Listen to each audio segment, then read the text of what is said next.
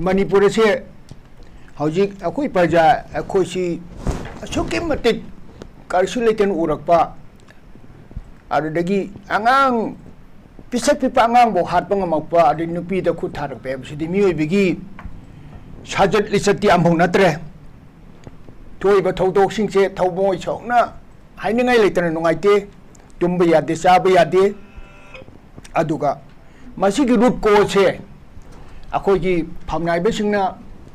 ai the root cause suspension operation adi indis masi akoi na chahi kun kunthra dagi sum cause se thijandre ngasi akoi na discuss tori be se chahi tha taramapan sure discussion oran tori be se tha taramapan sure masi solution di ai kya por khanu khangjate aduna amoromda masi parjana haini discussion on tori sibu kari solution nu kari no na adu akoi na khara haijabati paja gi awa base akoi paja gi limit of toleration se masi sarkar sin ngai bra test tori bra ma khalle aina pukien semna sarkar sin thabuk tobin ma de sumaina oiroi sigi kamai tor lesson gani hai basi moi central government oro state government oina moi election dreba fajana moi na wakhan je khanda bidre ba ko akoi si lesson basi yamna minor problem ba basi ti amorom di india gi level le ngati adana even se angang amabu sumaina tor ba basi di loirabani miobigi angle aduga makoi si india gi foreigner ni moida akoi india gi blood natam ni na makoi de minuk si ti suba phawroi moi si akoi indian gi blood natiam adana moi na minuk si pokriba sanga gi lamche sa chali ba se ai di amorom da moi na tong mong de tawre na pang te hai bi ai makoi akoi gi kasitaroi aduga soiri ba se ai di kana de ser akoi government ani maksini center ge su state ge su ni aduna moina tobung thoba thabak tok domina parja se shop target orga akoi har patu pas mansum tori bani adu hojik curfew thamaga internet thingje laga parja bu yum thon basina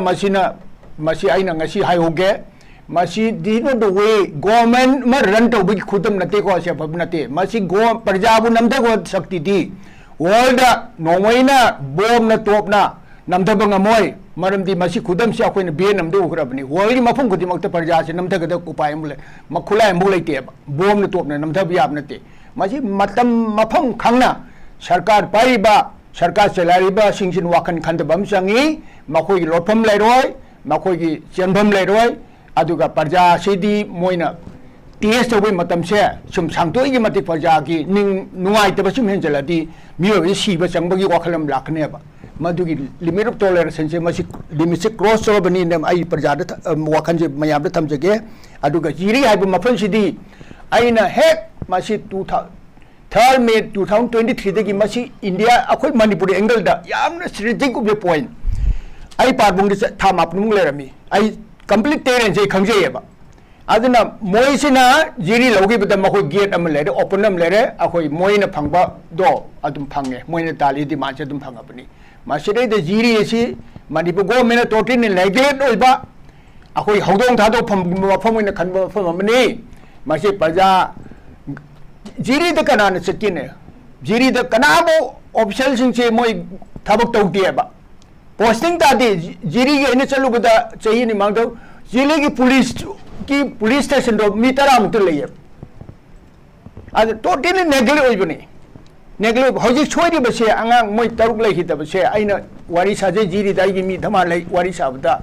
moi lalo district tok ba gb ka wena punchi ji hingne bagi lalo district tok ga mayam du pulap lai bani moi phagi ba se atopa in hygienic ba mana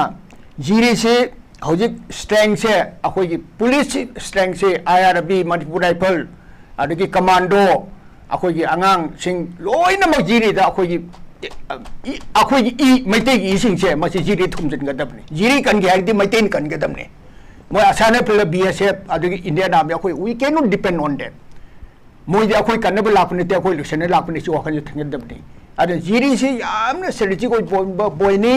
ai yam sangna hairaga ai nuai te ba yam lakani ko aduna ai di yam nuai jodi ꯑꯗꯣ ꯑꯥꯔꯝ force special ꯄꯥꯋꯔꯒꯤ impose ꯇꯧꯔꯛꯏꯕ ꯑꯩꯈꯣꯏꯁꯤ ꯑꯩ ꯌꯥꯝ ꯅꯣꯛꯅꯤꯡꯉꯦ ꯃꯣꯏꯅ ꯍꯥꯏꯔꯤꯕ double engine ꯀꯥꯏꯅ ꯀꯔꯤ ꯏꯟꯖꯤꯟꯅꯣ ꯍꯧꯖꯤꯛꯇꯤ ꯀꯔꯤ ꯇꯥꯔꯦ डबल इंजिन का है बीजेपी डबल इंजिन का ये हौजिन आर्म फोर्स स्पेशल पावर हम लाइसन करी इंजिन रिवर्स गियर थोड़ी नत्र होइसे मणिपुर से रिवर्स गियर ले मणिपुर से टोटली लोइरबनी कइनोने था तराम बजे कोई प्रोग्रेसिव हाई से तादरबने डिस्ट्रक्टिव ओइबा अमा आता आतनी उरिबा सिंगसे अरे खितंग नोमे कात्रे अखोई मैतई सिन क्या भाबता दिग फी फजन छेलगा अस वाथी वारेंगी मीटिंग में आमम तौरगा कानादा स्कीम अदुदगी बोर्ड खोंबा खोपगी अदुमाइना सुबा अइन ngai सुबा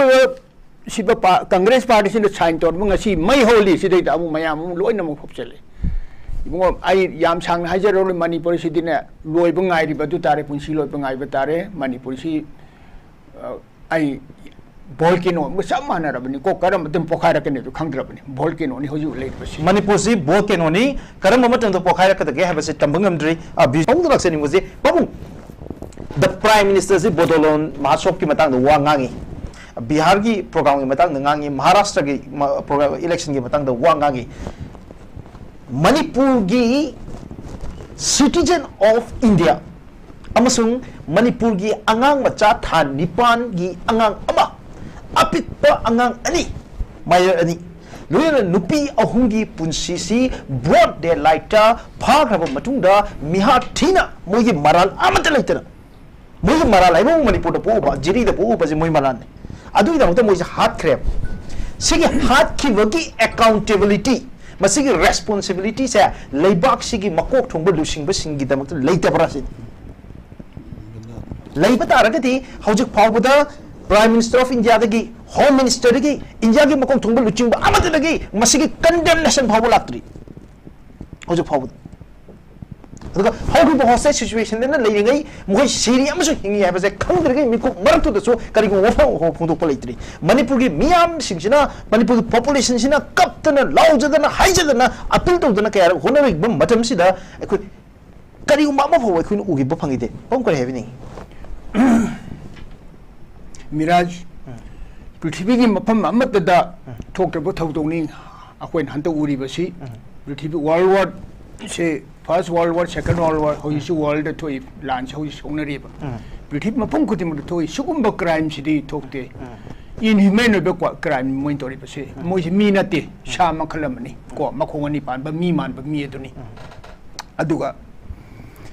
इंडिया की साइड की प्राइम मिनिस्टर ओरो कना ओरो करी ओरसिनो मखोइसु अखोई दा आइन हंजन हंजन हाइग्रे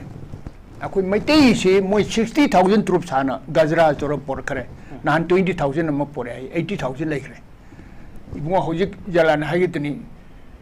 ट्रूप से अखोई दा मणिपुर डिप्लॉय तोरे से पैसा से अखोई की सेंट मोइ फंडिंग नि कखी दोरिबनी एवरीथिंग अदु इवन वेजिटेबल मोइ नि सारी बिच अखोई वेजिटेबल अखोई चाना बदनी हौजिक अखोइना इम्फाल एरियादी येंगनेबको मोइ हका वा चलगना सुमाइन पर खैनी चा ले है हौजिक सेंट्रल फोर्सिंग से कैसे तौदी कै मकोई सिद लेरिबो सिंग से जिरी द बॉर्डर एरिया थागदमने हिल साइड अदुगा आइना करिगुंबा आई अथॉरिटी ओदे तौनी आइदि मफम गुदि मन चलगा सेंट्रल फोर्स द हाइनेबा नकोइना तौगदबसे न्यूट्रल ओइगदबनी कुकीदन मिसन जंगद मैते कन्वर अनिमोसे कनगदबनी न्यूट्रलिटी इडिपोप्शन ने खंगेबा न्यूट्रलिटी थंगदमने आर्मी गवर्नमेंट एम्प्लॉयज दी आर्मी ऑफिसर दी न्यूट्रल उइदबि यादे वन साइडेड नते हौजी इंडिया की आइनो सिना माइजे आर्मी चीफ का सिदे हौजी ममई पाले हौजी ऑफिसर सिंग छि प्राइम मिनिस्टर हाइबो होम मिनिस्टर हाइबो अदुम यस सर ना या हौजी की मतमदा फिल्म मार्से मानिक शोगुम्बा कार्य बगु मुइ लेत्र हौजी दी हौजी जनरल सिंग छि दी गस लेबा माइ रैंक दो इन ओवर स्टार ओवर मी हतने अदो मोइ आई yang sang haroi moi lai ba sing se moi normal visit oin auditorium thar smai tawbi wani AMD hek hobudu da 60-70,000 lai ba se kari gi no bo akoi angang je loina mak jal torga nga pha dong phage torga manipur si da akoi insurgency problem si lochana ba aduga maitai si kada monoi thamning mong thamba adi mongni aduga whole India duneba hojik tawreisini moina hojik pharaga angang sing isa sing je phadana khotna tawraga uipan recovery moi second phase no hojik laisi ꯑꯍꯥꯟꯕꯗꯅ ꯁꯨꯃꯥꯏꯅ ꯀꯣꯏꯁꯜꯍꯜꯂꯒ ꯑꯗꯨꯅ ꯃꯣꯏ ꯀꯨꯀꯤꯁꯤꯡ ꯀꯨꯀꯤꯕꯨ ꯃꯅꯤꯄꯨꯔꯗ ꯂꯩ ꯃꯅꯤꯄꯨꯔꯒꯤ ꯀꯨꯀꯤ ꯑꯃꯨꯛ ꯅꯠꯇꯦ ꯁꯤꯗꯤ ꯕꯔꯃꯥꯗꯤ ꯂꯥꯛꯄ ꯄꯤꯗꯦꯞ ꯉꯥꯛꯇꯅꯤ ꯍꯧꯖꯤꯛ ꯇꯧꯔꯤꯁꯤꯡꯁꯤ ꯑꯩꯅ ꯉꯁꯥꯏ ꯍꯥꯏꯖꯒꯅꯤ ꯏꯕꯨꯡꯗ ꯁꯥꯔꯤꯗꯨꯅꯤ ꯑꯩꯈꯣꯏꯒꯤ ꯃꯩꯇꯩꯒꯤ ꯃꯅꯤꯄꯨꯔ ꯄꯣꯛꯄ ꯀꯨꯀꯤ ꯑꯣꯏꯔꯝꯃꯗꯤ ꯑꯁꯤ ꯑꯉꯥꯡꯁꯤꯗ ꯁꯨꯝꯕ ꯀ꯭ꯔꯥꯏꯝꯁꯤ ꯇꯧꯔꯣꯏ Yes, very yamna fazaba oza maibongi. Yes. ꯑꯁꯤ ꯇꯧꯔꯣꯏ ꯍꯥꯏꯕ ꯑꯩꯅꯁꯨ ꯍꯥꯏꯖꯈꯤꯗꯨꯅꯦ ꯑꯩꯈꯣꯏꯒꯤ ꯕ꯭ꯂꯗ ꯅꯠꯇꯦ ꯍꯥꯏꯕꯗꯣ ꯑꯩꯅ ꯉꯁꯥꯏ ꯍꯥꯏꯈꯤꯕꯗꯣ ꯑꯩꯈꯣꯏꯒꯤ ꯕ꯭ꯂꯗ ꯅꯠꯇꯦ ꯃꯁꯤ ꯑꯇꯣꯞꯄ ꯕ꯭ꯂꯗ ꯑꯃꯅꯦ ꯍꯥꯏꯕ ꯏꯕꯨꯡꯉꯣ ꯑꯩꯈꯣꯏꯅ ꯏꯁꯥꯗꯤ ꯅꯨꯡꯁꯤꯕ ꯄꯣꯏꯗ ꯌꯦꯟꯕ ꯑꯩꯈꯣꯏ ꯅꯨꯡꯁꯤ ꯀꯩꯅꯣꯅꯦ ꯑꯉꯥꯡꯒꯤ ꯂꯥꯏꯔꯅ ꯍꯧꯗꯣꯡꯕꯨ ꯅꯨꯡꯁꯤ ꯌꯦꯟꯕꯨ ꯅꯨꯡꯁꯤꯌꯦꯕ ꯑꯩꯈꯣꯏ ꯃꯅꯤꯄꯨꯔ ꯀꯛꯆꯤꯡꯕꯨ ꯍꯥꯠꯀꯅꯨ ꯍꯥꯏꯅꯦꯕ ꯃꯗꯨ ꯑꯩꯈꯣꯏꯒꯤ ꯂꯝꯁꯤꯗ ꯂꯩꯕꯒꯤ ꯅꯠꯇ꯭ꯔꯣ ꯑꯗꯨꯝꯕ ꯋꯥꯈꯜ ꯌꯥꯎꯗꯕꯁꯤꯗꯤ ꯀꯩꯅꯣꯅꯦꯕ ꯑꯩ ꯍꯧꯖꯤꯛ ꯄꯥꯔꯕꯨꯡ ꯑꯦꯔꯤꯌꯥ ꯍꯧꯖꯤꯛꯀꯤꯁꯦ ꯑꯩ ꯂꯣꯏꯅꯃꯛ ꯊꯥ ꯃꯥꯄꯟꯃꯨꯛ ꯂꯩꯖꯔꯝꯃꯤ ꯑꯩ ꯂꯣꯏꯅ ꯈꯪꯖꯩ ꯑꯗꯨꯅ ꯌꯥꯝ ꯁꯥꯡꯅ ꯍꯥꯏꯔꯔꯣꯏ ꯑꯩꯈꯣꯏ ꯏꯟꯗꯤꯌꯥꯒꯤ ꯍꯥꯏ ꯂꯦꯚꯦꯜ ꯗ꯭ꯔꯃꯥ ꯑꯗꯨꯗꯒꯤ ꯑꯩꯅ ꯍꯥꯏꯖꯕꯗꯤ ꯀꯨꯀꯤꯅ ꯃꯣꯏꯅ ꯗꯤꯃꯥꯟ ꯇꯥꯜꯂꯤꯕꯁꯤꯡ ꯒꯣꯔꯃꯦꯟꯗ ꯇꯥꯏꯅꯣ ꯄ꯭ꯔꯖꯥꯗ ꯇꯥꯏꯅꯕꯤꯒꯅꯨ ꯍꯥꯏꯕ ꯑꯗꯨ ꯏꯕꯨꯡꯅꯁꯨ ꯍꯥꯏꯕꯤꯈ꯭ꯔꯦꯕ ꯑꯩꯅꯁꯨ ꯍꯥꯟꯅ ꯍꯥꯏꯂꯛꯏ ꯑꯗꯨꯅ ꯑꯩꯅ ꯍꯥꯏꯖꯕꯗꯤ ꯍꯧꯖꯤꯛꯁꯦ ꯄ꯭ꯔꯖꯥ ꯈꯨꯗꯤꯡꯃꯛꯁꯦ ꯑꯗꯨꯝ ꯃꯌꯦꯛ ꯁꯦꯡꯅ